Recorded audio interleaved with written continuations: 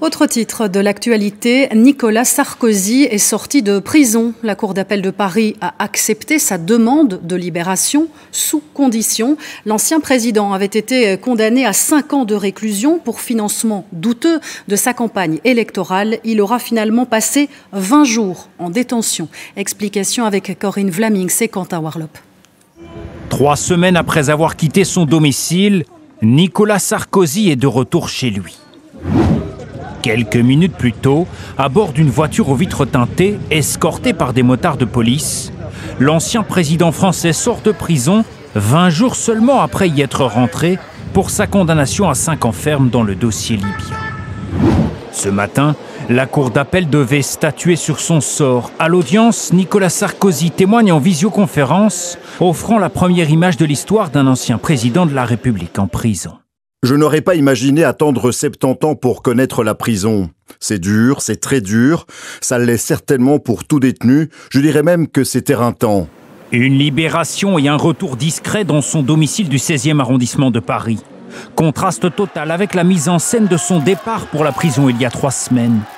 Mais l'ex-président est désormais soumis à un contrôle judiciaire, avec interdiction de quitter le territoire français et interdiction d'entrer en contact avec tout fonctionnaire du ministère de la Justice et le garde des Sceaux Gérald Darmanin.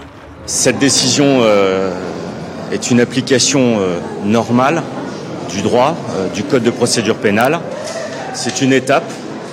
La prochaine étape, c'est le procès en appel. Nicolas Sarkozy, condamné à 5 ans de prison, sera donc rejugé pour son implication présumée dans l'affaire dite du financement libyen de sa campagne présidentielle de 2007, qui lui aurait permis de diriger la France de 2007 à 2012. Nicolas Sarkozy a toujours plaidé la thèse du complot et a fait appel de sa condamnation. Son procès en appel devrait se tenir à partir du mois de mars 2026. Et à 2 pas du domicile de Nicolas Sarkozy, nous retrouvons notre correspondante. Bonsoir Adeline Percept. Libération conditionnelle pour l'ancien président, nous l'avons dit. Pourrait-il retourner en prison à un moment donné ?